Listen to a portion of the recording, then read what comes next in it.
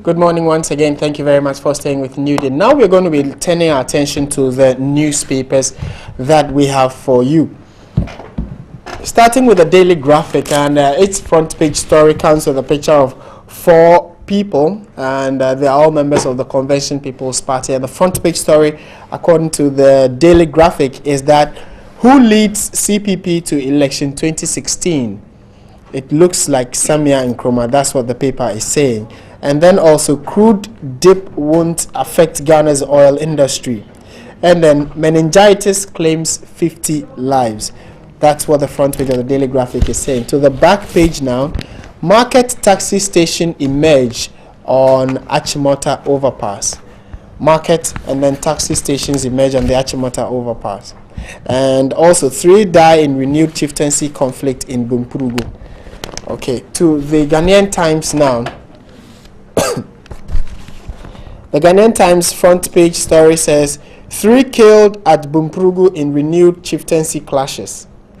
3 killed at Bumpurugu in renewed chieftaincy clashes. Also, 2 robbers killed after killing driver. And Woyome given 7 days to file case. Also on the front page of the Ghanaian Times, woman sexually abuses neighbor. Woman sexually abuses neighbor. To the back page, businessman builds bridge to connect Fafraha to others. And then also, government pledges support for local industries. That's according to the Ghanaian Times newspaper back page. To the front page of the Daily Guide now. The Daily Guide front page story says cover up in 3.6 million Ghana cedi bus branding scandal. And it comes with a picture of the Attorney General and then Madam Selassie Ibrahim and then former Transport Minister Madam Jifa Ativo. And on the left side of the Daily Guide story there says Ivor fever grips CPP, and there's a picture there of Ivor Green Street. Also, Otumfo's warlord dead. The late Bantamahene, we're told, has passed on. And 23 orphans missing. And still on the front page of the Daily Guide, MP and then Owusu Bempa wanted. That's according to the Daily Guide newspaper. The Today newspaper says GN Bank rewards customers. Well, that's a bit of a promo. And then Kofi Boachi warns MP over Fulani comment. Kofi Boachi warns MP over Fulani comment. The Business and Financial Times front page story there says the airline bust. Who's next? The airline bust. Who is next? And then also SMEs financing fair slated for March. SMEs financing fair slated for March. And then also government misses interest expense target. And that's according to the finance minister. Back page of the BNFT, Gibbs aligned with banks to drive point of sale patronage this year. And that will be it for the back page of the Business and Financial Times. The Weekend Finder will be our next paper. The Weekend Finder says crisis hits fire service, no fuel for fire tenders due to indebtedness. And then also residents of Nkrofo angry over mass burial. And let's take a look at what the General Telegraph is saying. The General Telegraph, 6 new Millennium City schools to open. That's according to the Accra mayor. And also Ghana's war against corruption yielding results. And in the inside pages, Joyce I joins calls for new voters register. AfriWave not paid for monitoring international calls, and stop spreading wrong information about meningitis outbreak. That's according to the Director of Health Services. And the New Statesman will be our last paper. And then would also, well, the New Statesman says Mahama protecting his girl in 3.6 million Ghana cedi bus rebranding saga. And then Spiogabra condemns hike in utility prices, says imprudent decision is killing the economy. The National Pen says NPP supporters hail Afoko. I am not riding on my father's fame. That's according to Rashid Mahama, son of the president. And also 9 cancer symptoms that you are likely to ignore. And our final paper this morning will be The Herald. The Herald newspaper says Esla Owusu dodges parliamentary primary.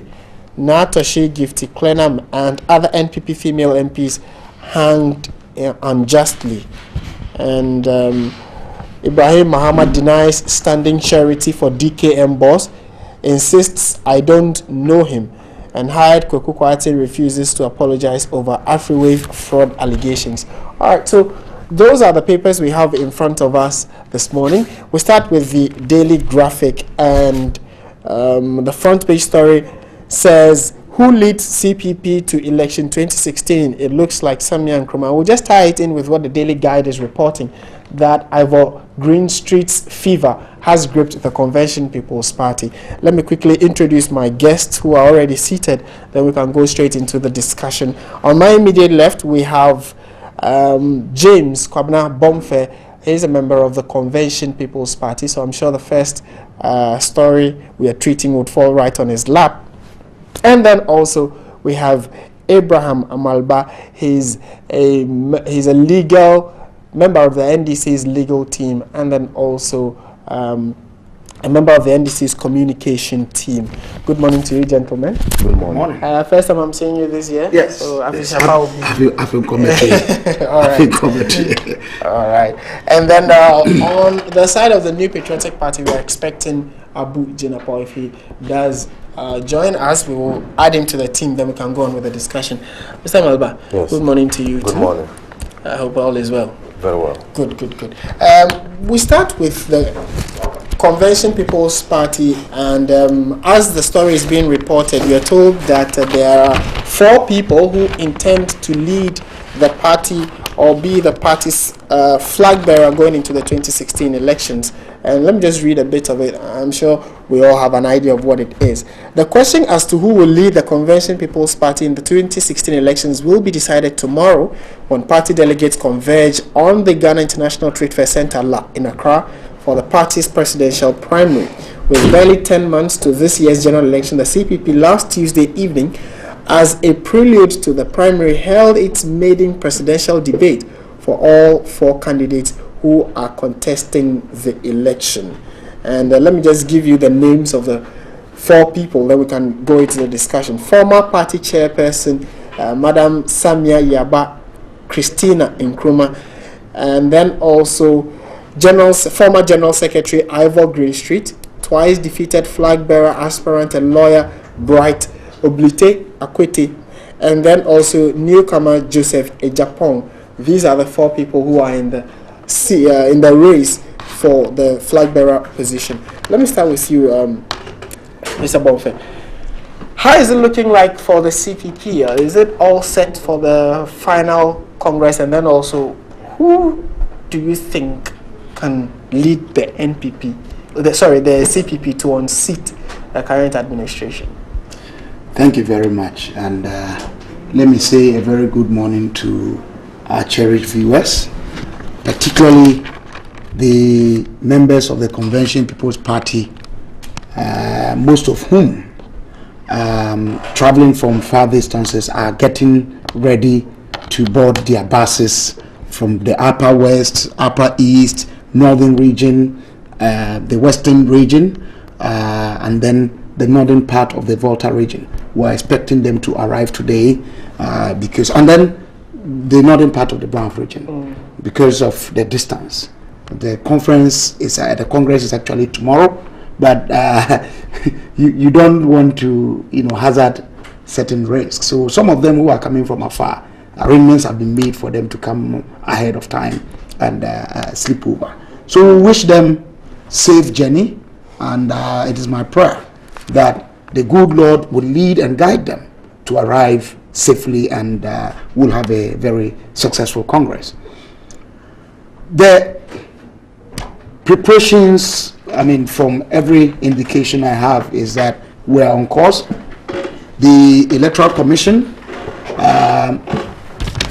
having satisfied what they have required of us in terms of the members who are the list of the members who are supposed, to constitute the Congress delegates list, having been submitted to the EC, and also having secured the venue, which is a trade fair site in Accra here, with all the other logistics arrangement having been done, we are sure of a Congress come tomorrow, God willing, where we would elect the person who would lead the party into the next general election, most probably November 7. As it were, there are 4 of them, and I would want to say that they are all meritorious in their own individual rights, being Ghanaians first and foremost, of sound mind, and also above 40 years of age, as required by our national constitution. But more importantly also is the fact that having satisfied the requirements of our political party in terms of our own arrangements, processes of filing, their stay and longevity in the party, and the various contributions that they have made, they all have the right, and that is why we have had them, as our candidates. I must add that the party had a vetting process where we considered, if you like, if there were complaints from any members or there were issues that ought to be answered by any of the aspirants, which were done, and the report was submitted to the Central Committee, where I am privileged to sit, and the Central Committee gave approval of the 4 people to be the candidates that will present to the delegates come tomorrow. My knowledge of the 4 of them is that they all come with, if you like, one advantage or the other in terms of their own personal contributions and lives. But at the end of the day, we want, somebody who would satisfy the biggest threat to the party at this point in time. In the past 8 years, the biggest challenge the CPP has had, and if you like, dating back to 1992, then Nkrumah's family on the large, has been the question of unity. We go into elections, and ahead of elections, a lot go on. Immediately the elections are over, there seem to be division, there seem to be, if you like, rancor and dissatisfaction, which leads into a lot of things. You would recall that it was after our 2011 Congress at Trade Fair that a group led by the former flag bearer who actually led the party in 2008, Dr. Papa Kwesi Ndum, broke away to go and form the now Progressive People's Party. Recently, just after the Congress in Sunyani, you heard the news that Dr. Abu Sekara was also, indicating that he wanted... Have you seen a copy of his resignation letter? I have. And he raised concerns with the fact that there seemed to be a unilateral interest, and quite a number of the leaders in the party want to work to favor one person, and it's becoming a personality cult of a sort. And those are some of the reasons why he walked or he is resigning from the party. Are these true? Can you? I think Abu Sekara can better speak to that. No, but what is your reading of the situation in the CPP? The truth is that I agree with him to a very large extent that, there is, it has been all this, happened under the leadership of the immediate past chairman and leader. And so if these things happened under you, and he, in his resignation, he made reference to commentary post the media play of his intention to resign, and that it was even worsening the situation. I have heard those things too. And I think that somebody who attempts to place superiority and a certain order of seeming to claim that it is about me and nobody else is not with a unifying spirit. And so the cure to that tendency of division that I have mentioned cannot come from such a person. And that is why I believe strongly that so far the only person who hasn't taken entrenched sides and belong to any of the, if you like, factional slates and so on that you go. Sometimes we pretend about it, but the reality is that there are slates. Okay. The only person who has not taken a side in any of these slates has been Ivor Kobna Green Street. And for some special reason, he has always won. He won as General Secretary and got re-elected. He was the only a member of the previous administration who got elected in 2011 when we went for. And my final question to you on the CPP issues would be, why does it seem that Dr. Papa Kwesi Ndum left now, who was then a flag bearer, and now another flag bearer who led you in 2012 has also left, and you are going in for, and it seems that these are people who also carry some amount of constituency away from the party. Why is that the case, and how do you intend resolving, or how does the leadership of the party intend resolving this? I think that I would not ascribe their reasons, but they have spoken loudly, and all of us in this country are aware the fundamental reason why they have had to leave. The point is that it is sad, and I share in that the party has not been bold to confront that menace and deal with it head on, such that it will not recur. And that is why you have had the Abu Sakara one following.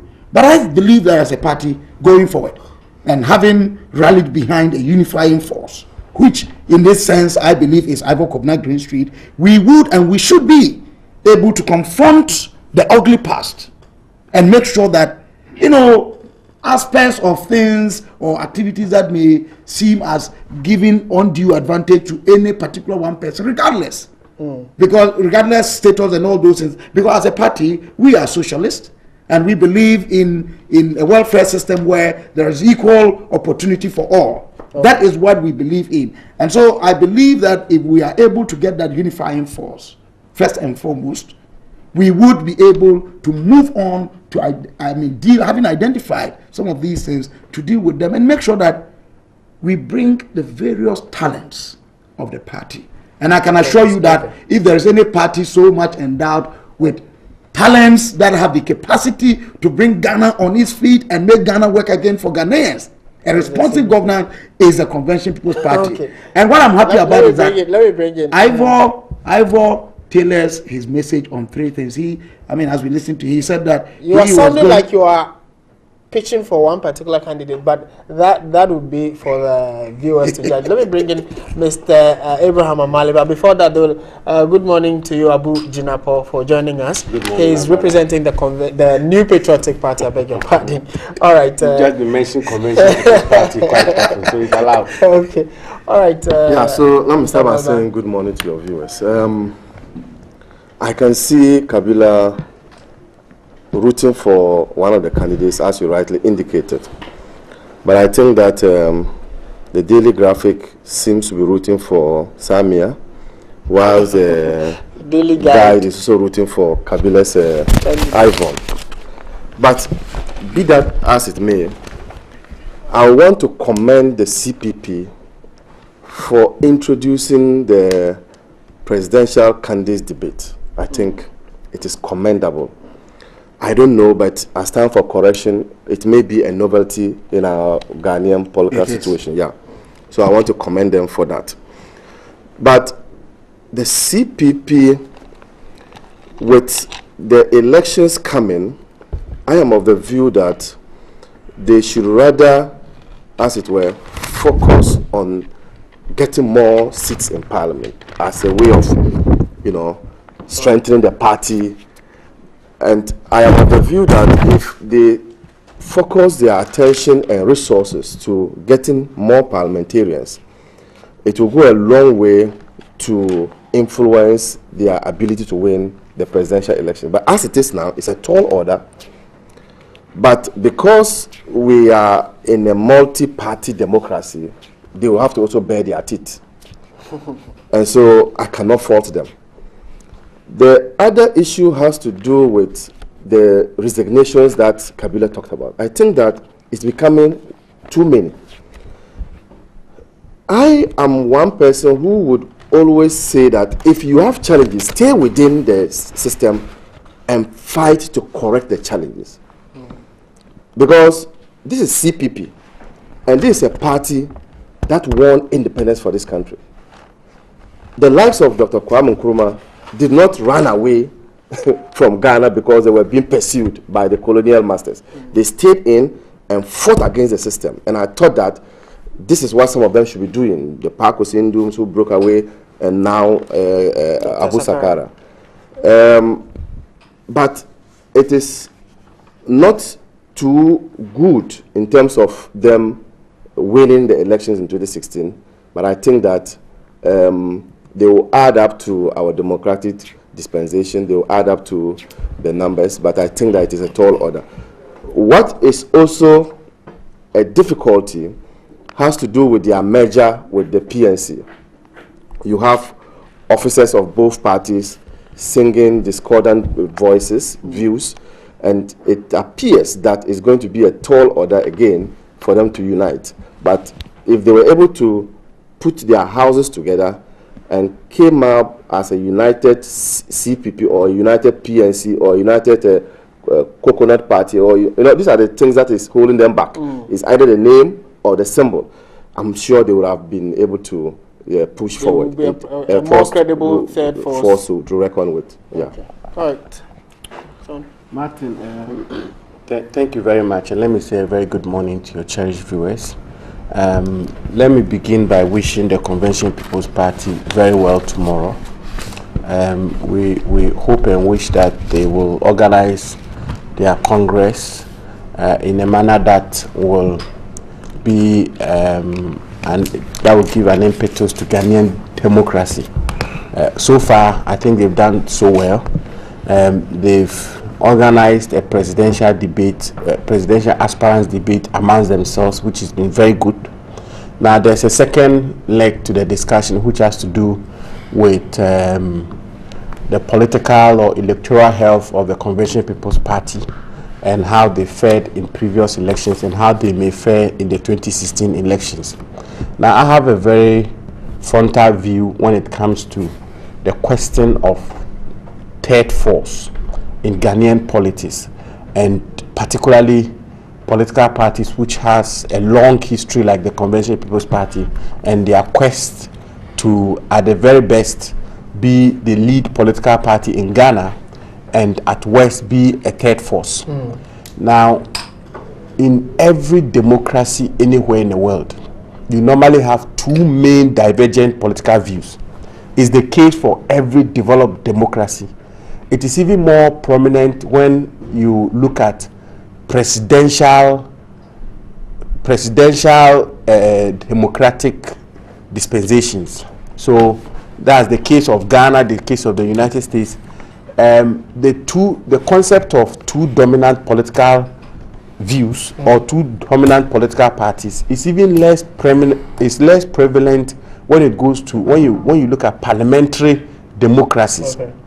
In parliamentary democracies, you sometimes will have smaller parties making some inroads and having a say in who ultimately forms a government. And a classic example is the elections of, I think, 2010 in the United Kingdom. But as it stands now, does the CPP stand a chance? Well, I'm getting to that point.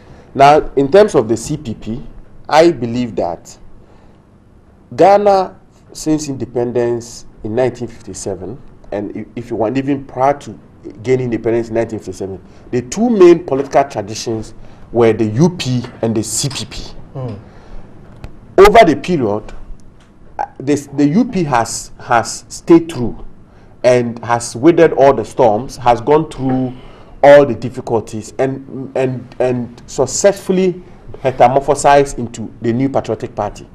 So if you ask me, can the CPP be a third force? Can the CPP occupy some space in our political dispensation? The question you should ask yourself is, what has happened to the CPP's place and role in Ghanaian politics? And which political party now occupies the role that they used to occupy before 1957 and after 1957?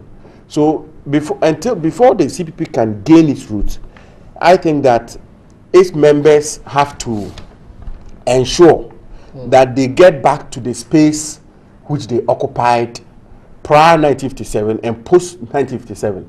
The other political party or other political tradition which had occupied this space up to date has been the UP all the way to PP, all the way to MPP. There is a particular space they occupied which they don't occupy now. That is where they should pay attention to. Okay.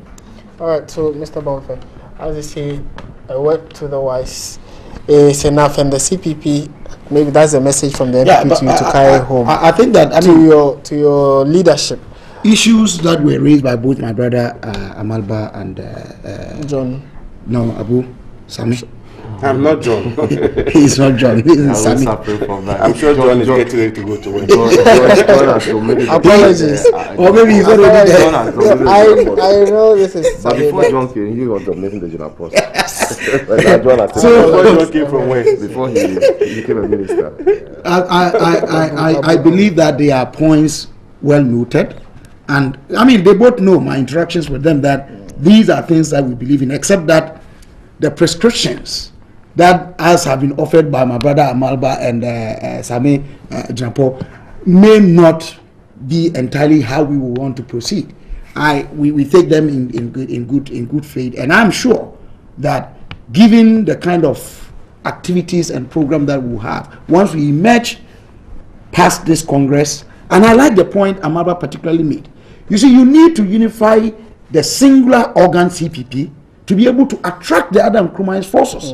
But if within the small nucleus you're unable to unite, I mean, you have difficulty extending it to the larger family. And I believe strongly that, yes, we have got to look more inside, fix some of the issues that my brother has said. We have lost some constituency, and wrestle with those constituencies, win them back, and make sure that we become more attractive in the politics of Ghana. Let's turn our attention now to the Ghanaian Times, and the front page story there says 3 killed in Bumprugu in renewed chieftaincy clashes, and this seemed to have come as a surprise to a few we spoke to when the story came up yesterday. There are those who are also saying that they are not surprised the least about that particular development. But let me just put it to my panelists this morning, and the story is that renewed chieftaincy violence has erupted at Bumprugu in the Bumprugu-Yonyo district of the Northern region, claiming 3 lives. Several houses were also said to have been set ablaze in the renewed clashes between the Jamong and Jafog families. The Northern Regional Police PRO Assistant Superintendent Ebenezer Tete, who confirmed the incident to the Ghanaian Times in an interview yesterday, said the violence erupted on Wednesday night, and further indicated that the police were yet to establish the cause of the clashes and sporadic gunshots in the area, but said it has to do with the chieftaincy issues. This one, and then also we'll look at what's also happening in Yendi, where, you know, about the burial of a chief, and there seem not to be a single voice of how they can go about it. I'm starting with you on this one, Mr. Melba. Are you surprised that after several years of peace talks and mediation and then relative calm, then this new story of 3 people losing their lives because of a chieftaincy misunderstanding? Yes, I'm surprised at the renewed clashes. Every now and then, when you think that you'll be able to nip the issue in the bud, then from nowhere you find it erupting. I am saddened also because as a son of the North, these clashes, chieftaincy clashes, do not augur well for the development of the area. You would notice that the poverty levels up north are so debilitating that one would have expected that people from that area would be mindful of the repercussions of these acts. People have gotten their houses burnt down. I know how after every rainy season it is difficult for these people to even put up mud houses. I know, I've lived in the environment before, and I've taken part in building these mud houses. I'm not talking about using blocks and sandcrete and those things. So it baffles me that when there's this least provocation what people go out to do is to touch houses of their neighbors. And I think that it is not proper for these renewed clashes to come up. There is no way that an outsider or somebody who doesn't live in that community, who is not an indigenous in that community, would come and be able to impose peace. Peace must come from within. And if they understand that they are nothing but brothers and sisters, and that they must live with each other and iron out their differences in a civilized way and not in this barbaric way, I think that we will go somewhere. I am saddened because you look at some of these things, you find that there are some of these big shots in Accra, in big cities, who are fueling some of these conflicts. They don't have their children there.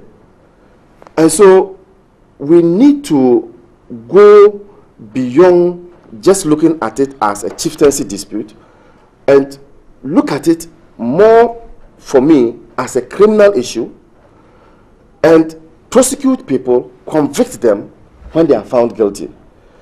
If we don't bring the law heavily on people who go about hiding behind the cloak of chieftaincy and perpetrating this kind of so for mayhem. you, it goes beyond just the chieftaincy. No. clashes. Let's look at it also as a criminal act. Yes, it may have resulted from chieftaincy clash because maybe one gate against the other, but the way to solve it is also not just to say that because it's a chieftaincy issue, let's talk over it and massage it. Let's pick up people who are found to be culpable. Let's punish them for others to see. It doesn't gladden my heart to every now and then be speaking about chieftaincy clashes up north. It is so sad. And the bit about the Yendi, what's happening in Yendi too, where the burial or the decision to bury one chief who died several years ago doesn't seem to go. And every now and then there seem to be, we are the rightful people to undertake that exercise. This other gate says no, we are to. Why? How can that be resolved? At least if there is a possibility of a one-off solution to it. I think it is about mistrust. And for the Yendi one, these are also brothers, the Abudus and Andanis. I'm told that it's even difficult to find out who is an Abudu and who is an Amdani because they are so intertwined. Mistrust has gone into these two families. There has been a roadmap. There are concerns that one of the factions is accusing the Asantehene of something that Taking sides. taking sides. I think that whatever differences that you have, there must be somebody who will preside. But let me also say that if it is becoming difficult for the Asantehene to be allowed to do his work, there are other prominent Ghanaians. Let's put them into the system. Let's look at Kofi Annan, for instance. We have such a big cloud, such a person with a big cloud. I think is it the personality who can help solve the thing, or it must come from within themselves? No. Because somebody must preside. It's a dialogue. Somebody, and it is like a mediation process. It's like an arbitration process. Somebody must preside. We are now being told that there's a faction that is saying that Asantehene has taken side. It's compromised. And I'm proposing that, look, can we go in for Kofi Annan? I don't think that Kofi Annan will be accused of anything when he comes in to try to do these things. But I think that, again, just like in the Bunkurugu case, peace would come from the Abudis themselves, from the Andanis themselves. Until they decide that they want sleeping dogs to lie, we'll always have a recurrence of these things. Yes. Okay. All right. Sammy? Well, first of all, whilst I agree very strongly with my friend and brother in relation to ensuring that criminal conduct in whichever sphere you find it should be dealt with as a criminal conduct, be it in chieftaincy dispute, political, sports, religion, and this has been something that I hold very dear, that I don't see, and I will tell you perhaps why it is so. But if we begin to deal with criminality as criminality, will make a lot of headway. Now, let me also quickly disagree with him on his call for a change of a mediator in the dispute and all of that. What is the guarantee that if we, for instance, changed Otumfuo and replaced him with Mr. Kofi Annan, Mr. Kofi Annan will not be accused by one of the factions of taking sides? I'm sure when Otumfuo was appointed or was asked to mediate in this matter, nobody accused him. Neither the Abudus nor the Andanis accused him. It was when he had done his work to a certain point that one faction began to point accusing fingers at him. It may just as well be, and I believe that that may be the case, that he was just doing his work to the best of his ability and doing it in a fair manner and ensuring that the chips fall where they have to, and one party which is dissatisfied with his style of mediation or with his insistence on following laid down principles and ensuring that fairness and truth prevails, pointed accusing fingers. So it's not so much about the person. I think it's about the mechanism, it's about the mindset of the feuding factions and how and what mindset they bring to the table. Now, the chieftaincy disputes in northern Ghana and Ghana as a whole, my view of it has been that it's fundamentally politics. It's quite political. Partisan politics? Or just chieftaincy politics? No, partisan politics. Partisan politics because, and it has a historical antecedent. You will recall that under the first Republican dispensation, even before 1957, chiefs, political leaders and political actors had a big say in who became a chief, and even when people had become chiefs, in their distillment, diskinment, and even transferring of chiefs. And you will also observe in our political history, or in our history as a country, that over the period, when one political party gains advantage or one political party assumes the reins of power, the status quo ante which existed in the previous administration gets reversed. And the Dagbon chieftaincy dispute is one classic case study where the feuding factions have gained some advantage over the other depending on which particular political party was in office. Now that is the problem, and it becomes even more of a prominent problem if you look at it from the point of view of the fact that chieftaincy by itself, by its DNA inherently, is supposed to be devoid of politics, because the chieftaincy structure, customs, traditions and everything is the direct opposite of political maneuverings.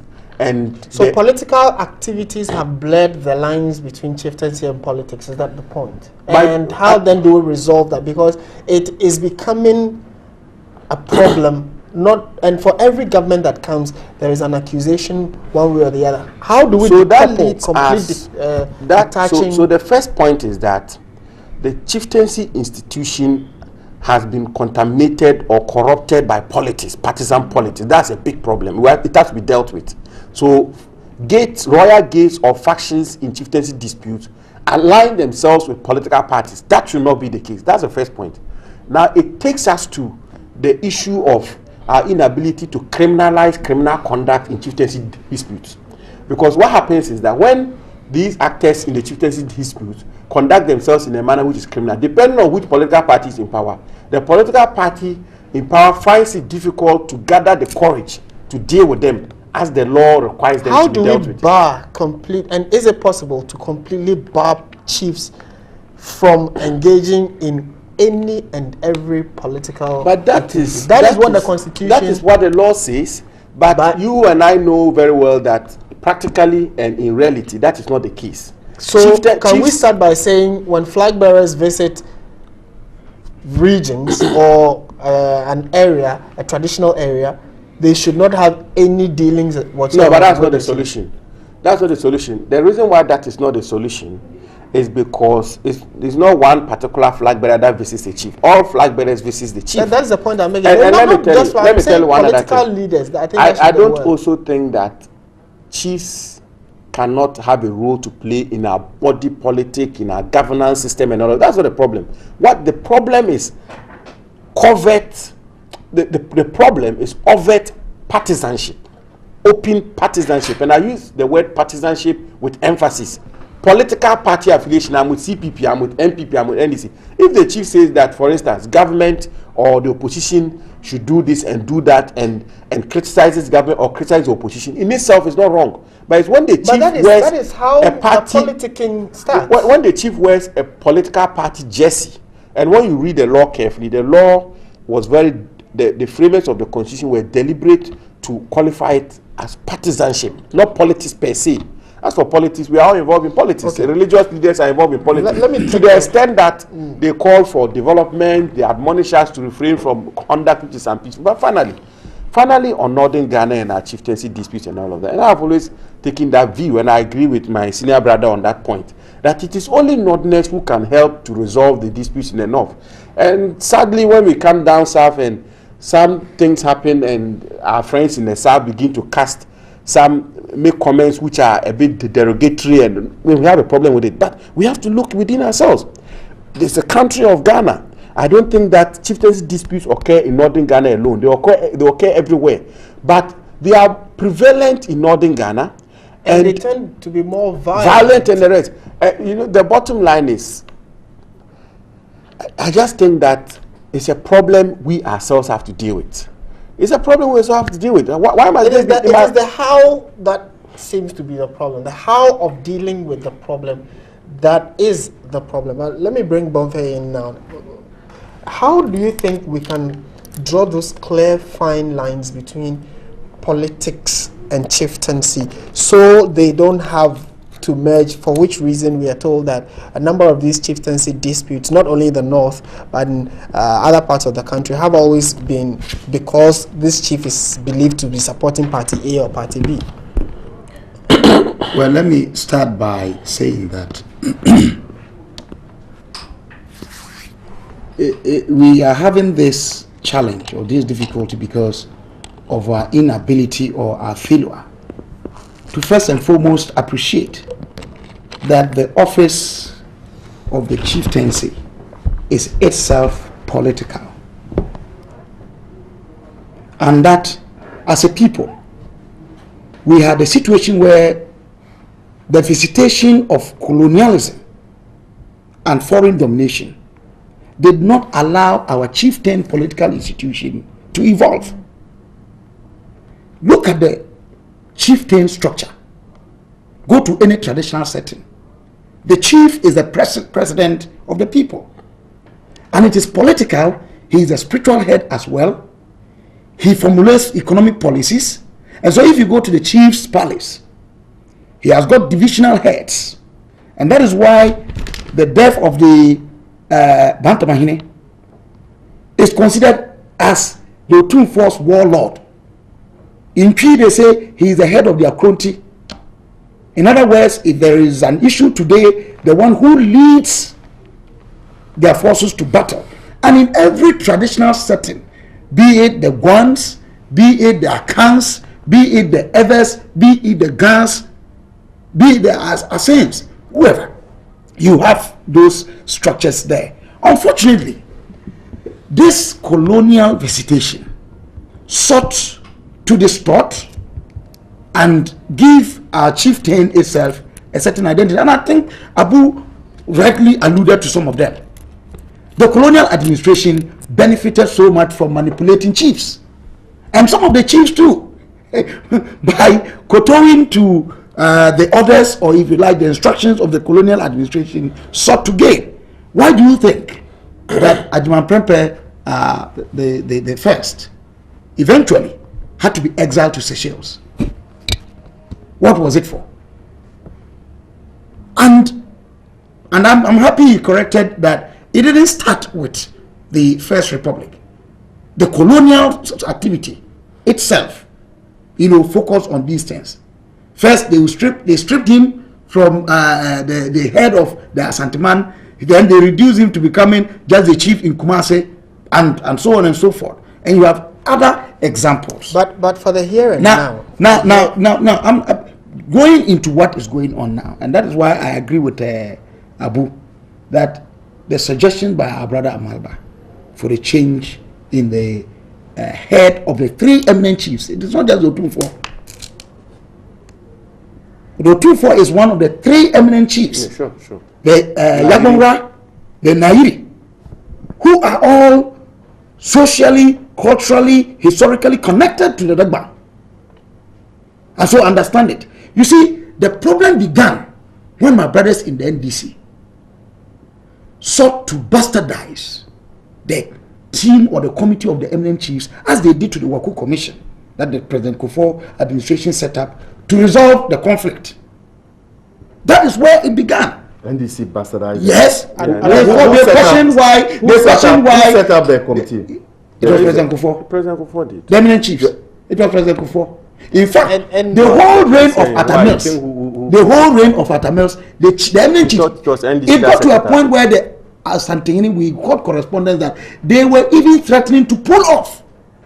It was recently when President Mahama became president that I'm sure there was a media encounter that he said he was going to go back to the eminent chiefs to make sure that they pick it up. For me, you know where we have gotten to, political parties, we must watch it when we are seeking to take advantage of the vulnerability of a people.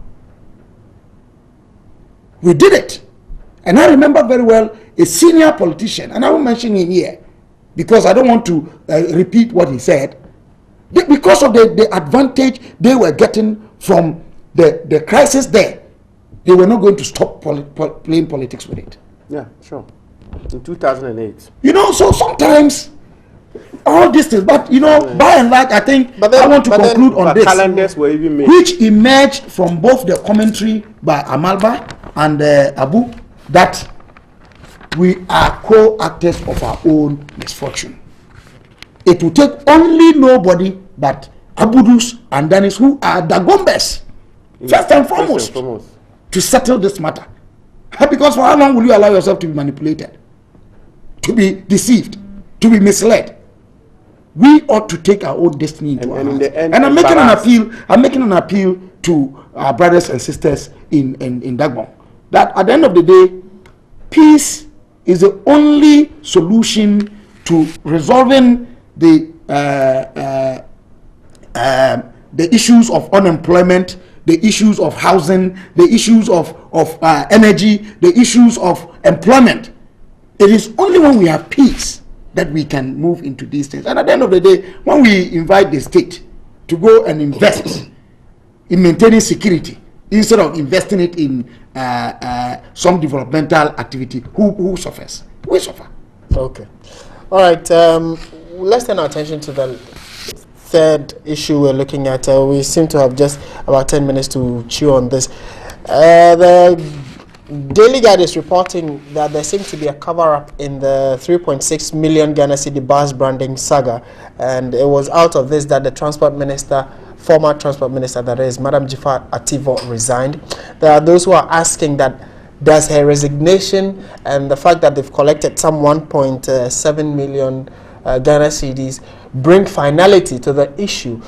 Then there are those who are also asking why can't there be proper trial and prosecution of people or key players in that entire saga. But let me read what the Daily Guide is reporting. Then from then on we can go on to discuss, and I'll be starting with you, Sam.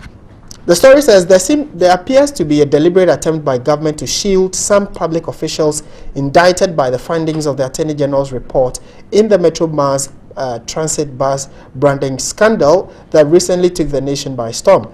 The report made damning findings about how public officials, especially those at the Ministry of Transport, sidestepped procurement procedures contrary to the Public Procurement Act 2003 Act 663, and how Smarties Management and Production Limited owned by NDC. Well, these are some of the things.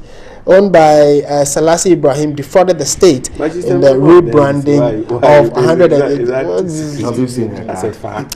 Have you seen It follows. Have you seen it? So Martin is uncomfortable with some of I that. mean, David died and how they write the story Have you seen sometimes. No, there's nothing Does wrong she with the have story. an NDC You know, card? but Martin. They do a lot of detail, you know. There's nothing wrong work with before it. they- There's nothing wrong with it. Alright, You know, let me Martin, start that's with- the problem, and that's where I'm starting my discussion from. The problem has to do with our inability to confront rot and deal with it as it is. She's a member of the NDC. Well, And you have a number. can I You- finish? you Can have a I make card. the point? You have In an any NDC event- card. Mr. Maliba, You've seen an let- NDC in card. any event, Have you seen an NDC in any card? event, if you look at this rot and this shortchanging of the Ghanaian taxpayer, and this, if you want, it's just like taking money and giving it to somebody to go and spend it just like that. Do you think an MPP or a CPP member or a PNC member will be given this booty just to carry away? So the question about her being NDC or not is neither here nor there. Now, I think the AG deserves commendation, and following her work since she was appointed over the period, I think she's distinguished herself. To come up with such a report, any Attorney General will have discharged her duties creditably.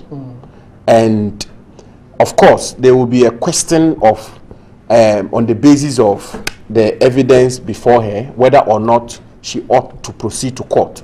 We will wait to see what her actions will be. But so far, I think so far so good in respect of her professional work. Now, she does this work, put together this detailed report, request Yoko to investigate some officials of the Ministry of Transport. And yet, in fact, we were even told that the report of the AG will be published. I stand to be corrected. Has the report been published?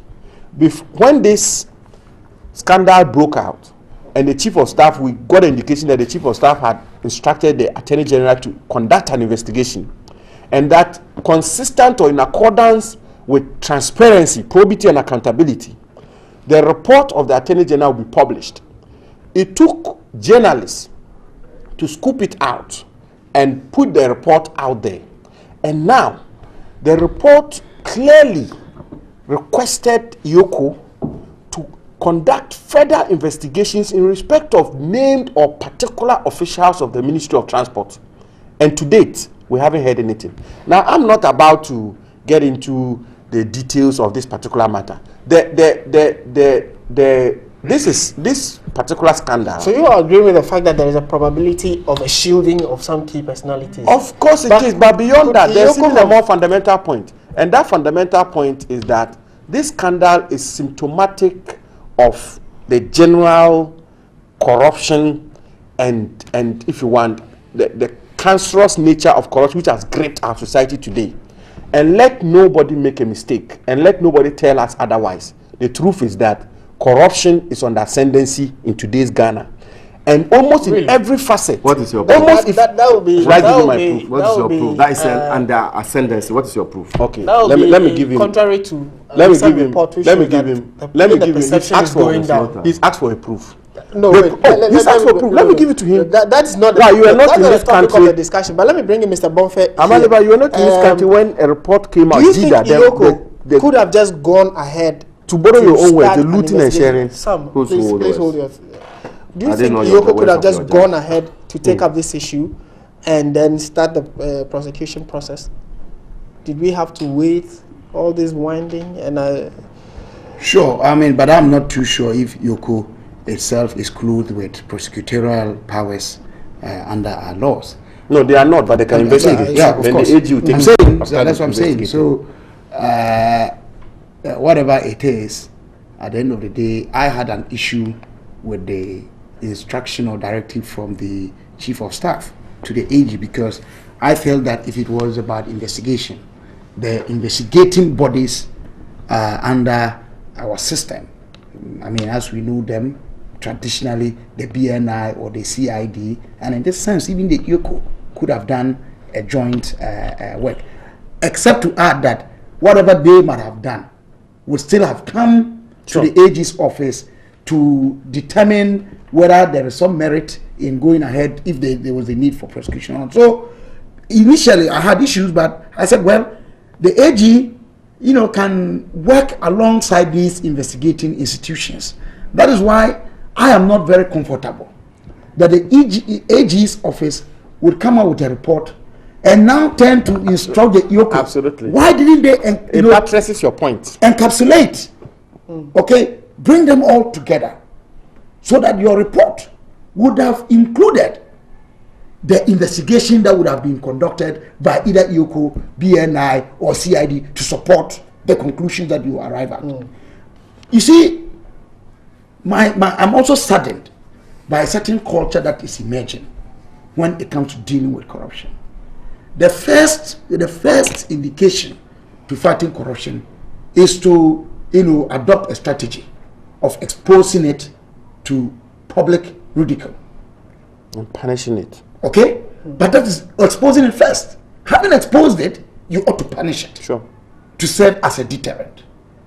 Now we are doing well now in terms of the public, exposure. Government cannot take the credit for all of that, because but at least some of it. Of course, some of it. No, in fact, for almost all. Well, I can tell you all the corruption scandals. I'll tell you who exposed them, not government. Well, I'm saying, like for instance, Can I finish? Sorry. Government cannot take credit for all the exposure. Okay. Even though government might have had a part to play in some of them, we must also part the back of our media, probing journalists, yes, who have also gone underground to unearth this. But Abu, why? It is a collective responsibility to build a nation. Okay? And for me, I would say that we need to pat ourselves at the back, collective as a people, for the exposure. Now, in terms of the arm and the power to strike and punish, it is only government who is clothed with it. Sure.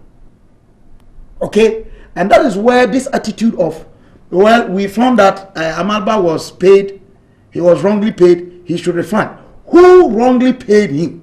Why did he or she wrongly pay him? Absolutely. That person has a question to answer. And recently it is even imagined that there are even existing laws under our rules, which may be considered very old, but very relevant, which can help us to deal with some of the very issues that are coming up. Okay, so I want to encourage that, that attitude of you have been found to have done wrong. Instead of punishing you for the wrong, we say return the money. And once you have returned the money, and even the return of the money, it is not forthcoming. Okay? Certainly, just get a fraction of it. Something serious ought to be done. And I want to conclude that at the end of the day, whatever we make of this country, it is our making.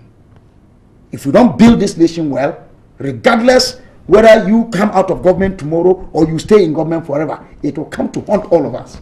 And as a people, we need to be minded by that. Mr. Walba, we seem to be able to, and they have commended government partly and then the entire country partly for the exposure and the fact that... commended the AG, not government. Okay. At least the AG is part of government. The AG is a professional. For the exposure. But as an attorney general, she's a professional. Yes. Hold on. As an attorney general, she's a lawyer. She's not a member of government. We are able to throw light and bring public attention How to can the I act commend of government? corruption. But then thereafter, we do not seem to do much. And we've always been given this argument of the laws of justice grind slowly, and some of these things take almost forever to get to the bottom of. Is that a position you agree with, that yes, there is exposure commendable, but then we are not doing anything after that? Or what we do is pretty much very little and negligible? Indeed, because we are doing something about it. That's why the Corruption Perception Index has indicated that Ghana is increasing in terms of percentage when it comes to the fight against corruption. But first and foremost, there's no evidence to show that the company was given the contract because its owner is an NDC person. So I want to debunk that. The next point is that, and it is in relation to Kabila's point, the Chief of Staff did not ask the AG to investigate. The appropriate word was to review the contract, and contracts are reviewed every now and then. So that was it. So it wasn't an investigation. For the investigation, as he rightly indicated, it would have gone to the appropriate bodies. But let me state categorically, as somebody who speaks to the AG every now and then, and I've spoken to her on these matters, and somebody who has access to the Chief of Staff, that no such report has emanated from the AG.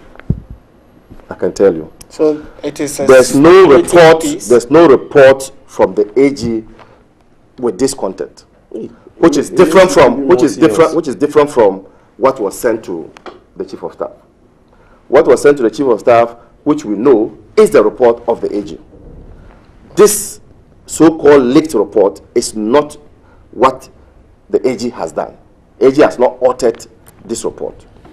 And I put it on record. Is it different? How different is what This you is have not. seen This here? is not. This is not the report of the AG.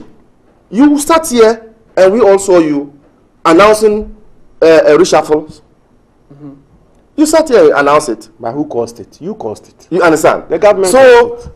if you ask me, then which report No, is this? but I can't tell you. My question is, I can't tell you. Okay, but at least you've seen can't or tell you. heard this. How different is it from the one you saw also that was given to Absolutely, the that's a Attorney good General? question. What was given to How different is the it? Chief of Staff is what we all know, that What is people it? should refund some monies. You are going into the other issues, and you are saying that some people are to be prosecuted, that she recommended prosecution of some people. This is not the handiwork of the Attorney General. So what is in that report? Absolutely. What is in that report? We What is need in to that know. report is what you know, which is that We don't know some anything. monies must be refunded to the state. And that is the final point. That of is that. what is in that report. If you are talking about a leaked report, I am telling you with authority that this so-called leaked report is not the handiwork of the AG, and you can go and ask her. She's unaware of this. Can you help us with, apart from the fact that she's been told, or the Attorney General No, let's has agree that. recommended- Let's agree that. No, we this we is have not. we do not have the privilege of Well, I seeing that cannot go- report, but we are saying that this is what is in the media, whether right or wrong. The point is that a report has been submitted to the Chief of Staff by the Attorney General, and there certainly would be some recommendations in there. Or if even there aren't, we want to know what are Yes. some of the fine Is- details is- of that is- report, is- and how does it bring finality is, to promise this to issue? publish it. They promise to publish it. is asking the company to refund some monies, not a recommendation. Why? And that's it. Why should the company refund some money? Is that not a recommendation? No, why What, should the what, company what, refund what some do you money? want more? Is that the only recommendation? We want more. We need That to is know what more. is We in are the entitled report. to know. And I'm saying that this is not what you are reading here. It's not the handiwork of the AG. Mr. Malaba, And you what can you call should the know is AG that- and No, to no, understand. I mean, So hold I on. cannot be talking about a leaked report, but what you should know is is not that an authentic report. These monies Okay, are but Ghanaian fine. taxpayers' money. The You should know monies- that, so we're entitled to know. We are These are our supposed monies. to, according to the report, there should be a refund. Is that the only recommendation in the report? Oh, you expected something more? No, it's not about you expected. He wants to know. No, if you He's a expected Ghanaian, something so- more, did you expect something more? Mr. Malba, Did you expect something more? not just me, but lots Ghanaians of Ghanaians want expected to know something more. what Yes. is in the report. No, You do not expect anything more. I have told you that there is a recommendation for a refund. And that's it. That is what I know. This is not the report from AG. And I can tell You know, this is Martin, not a report. if you may permit that- me does for it- just does a it second. also This is mean- not a report so, from Mr. the AG. Malba, does it also mean that the fact that you've been asked to refund, or the AG has said that there should be A refund. It should end that there. brings finality to this the matter. issue? Look, Really? look. Oh, if there are God. criminal matters to be dealt with, the AG is seized with that power, Are they- and she is Are capable they of criminal dealing matters with to be that. dealt with? The AG can deal with those matters. So this report. So we have moved away from this It's report. not. It's Are they not. criminal matters It's to be not. reported? Fine, It's we- not. It's not we- the AG's handiwork. Fine. Period. We agree with you on that. We've moved away from this report. Yes. It's leaked, or whether it's right or wrong, we have moved away from it. The one you have seen, or you've been told about, or the one And you that's have why I've agreed told with, you. like, That's why I've told you that And I'm if there are asking that- criminal issues to be dealt with, Are there? Are Are there? there the criminal Attorney issues? General, the Attorney General is capable of dealing with those matters. Are they Fine. criminal issues? Are there criminal issues? I don't know the details of what happened at the Bass Branding. I don't know. I don't know. But I'm hearing you saying that some people have sidestepped the Procurement Act. If that is true, I think that they have questions to answer. If what you are saying is true. And I am And I'm saying, according to us an opportunity. no, you have your 10. You have your 10. You have your 10. You have your 10. This is my 10. This is my 10. This is my 10. You have your 10. When you were speaking, I didn't say anything. I mean, let me kindly hold your horses. I hope you give us a few minutes. But my question again. If you now want my legal mind, tell me the full facts of. But you know, you say you have seen the report. You should tell me the report is different from the full facts. You speak to the chief of staff every day. The full facts. You speak to the attorney general. So you should know the facts. At least you are privileged to have seen the final report. And I am saying that, and I'm only asking questions based on the fact that you say you've seen the report. And I've told you that there is a refunding to be done. Martin, right or not? As a Ghanaian and as someone who has seen the workings of various, and I'm telling you that if there are criminal issues to be dealt with, if there are, you are asking of my opinion now. Good. Martin. And I'm saying that my opinion is that. So in the report, were there criminal issues raised in there? I'm not privy to that report. Oh, so you said I said that. Fake. No, listen to me. No, I don't like this ambush. I don't like this ambush. I don't like this ambush. Please let him speak. I am saying that the report that was sent to the chief of staff, it's not this one. This is. But you say we have moved on that. So fine. And what I know in that report is that there should be a refund. Okay. And that's what I know. A second, please. That's what I know. It's a discussion. And I'm saying that if there are criminal issues to be dealt with, the Attorney General is capable of dealing with those matters. Okay. And I've also indicated to you that you are just telling me that people have sidestepped the Procurement Act. I think that those people have questions to answer. Good. You are asking of my legal opinion. First of all, Martin, first of all, just so that we can have a discussion together. Mr. Amaliba began by saying this report is fake. Yes. That's what he said. You asked him a specific question. Are there criminal issues in the report which is not fake? This one is fake. There is one that the Attorney General presented which is not fake. And I said and that. Then, hold on. I said that what I know on that one is to the fund. And then you asked him that he says he's not privy to that report.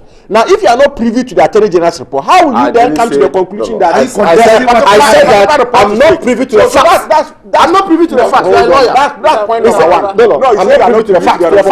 You were recorded to the facts. Let me move from there to the facts. Number two, Martin. Number two. Now, let me make this point. I want to make it very forcefully and passionately.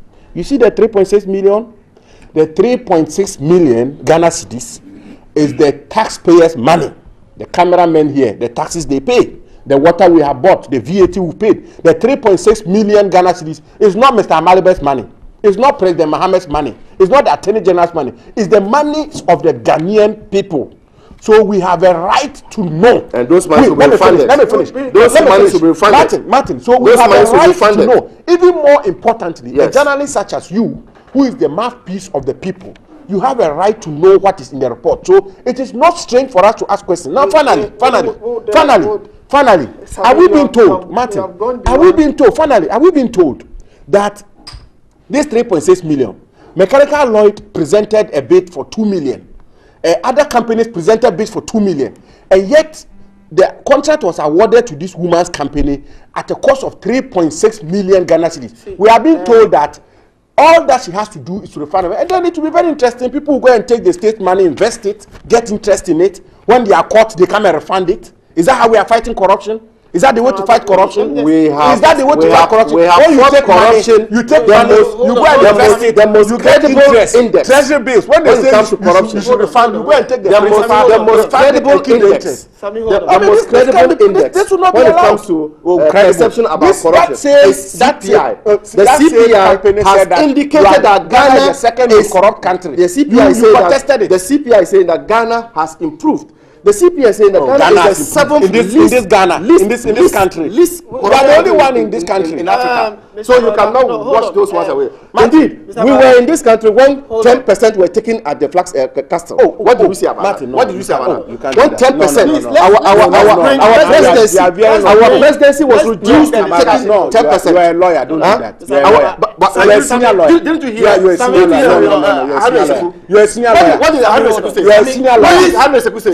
senior, don't No, do what that. did Haruna say? No, don't do that. You didn't hear Haruna. Don't do that. Gentlemen, don't do that. please, I'm begging You're a senior lawyer, don't do that. Please, let's have some decorum on this issue. Mr. Amaba, I have just a few more questions to ask. He can't answer. The man says he's not privy we to just the report. want to And yet he knows that this another matter report is fake. to rest.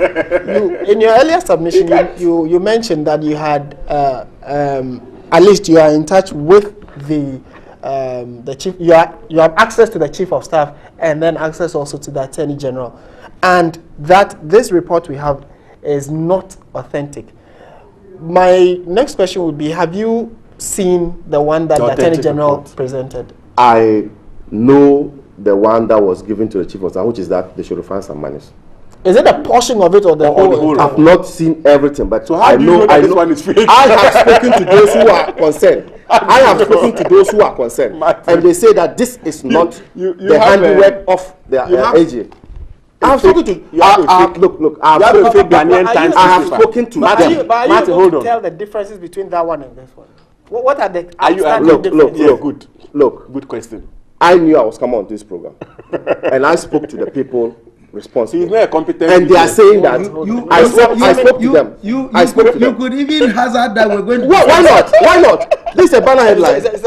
But if you come on these programs, if you come on these programs, if you come on this program and you don't know what will be discussed, then you. That's on the light note. I placed calls because I knew this was going to come. And speaking for the government, I won't mention. Are you a government spokesman? And speaking for the government, I knew that something like this will come up. And the response is that categorically, this is not the handiwork of the Attorney General. So you are saying something you were told, not what you have seen. By those who were responsible so for if the the people document. who told you didn't tell you what it is, or the fact, how do you then know between those who we are being told that it is their handiwork and those who are reporting, I will defer to the knowledge of those who said that's their handiwork. But you see, Mr. Malba, like you mentioned, you are coming on national television. Yes. And you are coming to But we can't tell allow us this to something pass. you have been told. Yes. And so if the person didn't see right or didn't read right and told The you person says you are that also that is not your work, propagating that is not something. his work. Martin, but the more The person said that's not his work. Let me make the That point. is what is not Martin, his work. This report is a leaked Martin, report which Martin, is not an Martin, authentic Martin, one. That's not his report. Martin, a more He said that's not his report. Mr. The person said this is not my handiwork. Whatever you people are reading, it's not my work. It's a more. And what are you saying? It's a more That I shouldn't tell you that it's not. I should come and say that I want to discuss a leaked report which is not No authentic. problem. You know what? The person said that's not his report. Martin, my brother and senior is doing a great disservice to the Attorney General and the Chief of Staff. Hold on, I'll tell you why. Let me tell you. Look, let me tell you why. What you are doing is trying to poison the minds of the people. No, it's not about The poison. people say that this is not their work. Just let me finish. Let me finish. Martin. Daily Guide, yesterday all the way to today, one of the most trending media stories has been this report. This report that Mr. Amalaba says is fake. Hold on. TV3, a very reputable national television station. We are seated here. We are reviewing that same story. The report, Mr. Amalaba says it is fake. Yes. Now he sits on this program and says categorically that he's spoken to the Chief of Staff, he's spoken to the Attorney General, and they say that that report is fake. It's fake. And he submits strongly that the report is fake. Now, if I say that this Ghanaian Times newspaper is fake, the way to determine that this Ghanaian Times newspaper is fake is to pick the original one. Then I put it side by side. I say this one says the Ghanaian Times, the other one says the Times. Then I can come to no, this one is not correct. That one's correct. Let me finish, Chief. Please let me finish. Please, Chief. Let me finish. Let me finish. Listen. Let me finish. In conclusion, the man himself seated here. He himself. He has admitted on this program that he hasn't seen the report. I called Ghanaian Times. I called Ghanaian Times. Is this your work? Because you know Ghanaian Times says this one. No, let me finish. It's not like Ghanaian Times. Martin, I would agree with you. You know why? The danger is that. That's why I say he's doing a disservice to the AG. Because the danger in what Mr. Amalaba is doing is that it is possible that there are ingredients of the so-called original report which have been correctly published, and there are ingredients of the so-called fake report which have not been published, and yet because the AG just told him that one report is fake, the other one is fake, he hasn't seen the report. He can sit on national television and say that particular report is fake. But more importantly, it's not the handiwork of Attorney General. Period. The Attorney General, why? It's not her report. The Attorney General is a senior lawyer. That's not her report. She's very articulate. She speaks very All right, well. so, what stops the Attorney General herself from coming to tell us that this report, which has been copiously quoted, is fake? When are we likely to have it published? What stops the Attorney General herself? And the Attorney General has to speak through you. Oh, but talk to the Attorney General. But she's speaking through you. On this matter, I know that this is not her report. Okay, no, not this one. But Yes. Why hasn't the Attorney General just issued a test statement? Why Why hasn't the Attorney General issued a test statement to say this report, which is not in the round, is not her report? That's not her report. Why hasn't she come out to deny it? We That's not a actually report. have run out of time on this, but That's not her report. quite a tense issue to discuss. Hopefully, in the coming days, we'll get some further clarification as to the exactness or I don't want otherwise to of the believe that now report. that that go to we the have. AG. Now that But it has leaked, people are certainly backtracking. trust I know to the be AG free will that do when that. that It report shouldn't. is made available, If it is a report, we'll have you it should accept especially it also and on our stand by it. website, TV3 Network. And do what is just. But just before we go, let me...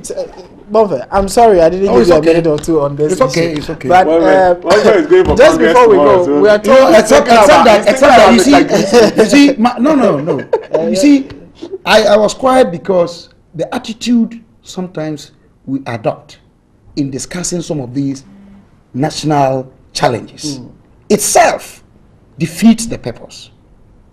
It makes it look as though, well, it is the usual political party banter. But at the root cause of it, we all are concerned about this challenge. The president had cause to say that corruption isn't comparable to mass murder. I don't think somebody who is unserious about it would appreciate it in that sense. Because indeed that is what it is. The monies, and I thought Abu was going to go there, 3.6 million Ghana cedis. If you translate it into dollars, how much is it? We go, our parliament, we go to even approve of $500,000 loans.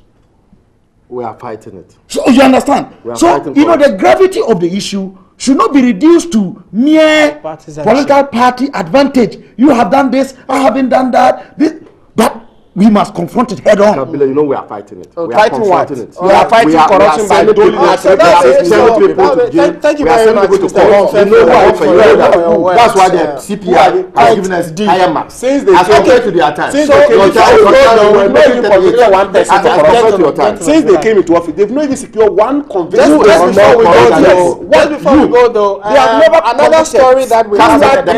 creating, looting, and sharing. The castle was a looting. The castle was a place for looting. The castle during your time. Please.